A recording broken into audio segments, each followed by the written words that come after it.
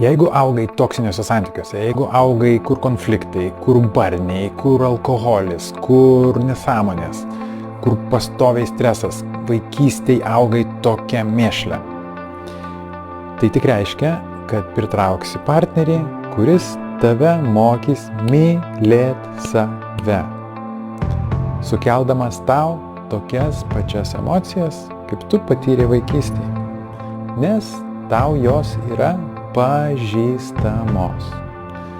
Ir jei išeisi iš šitų santykių, ateis kitas žmogus, kuris vėl mokys tave mylėt save.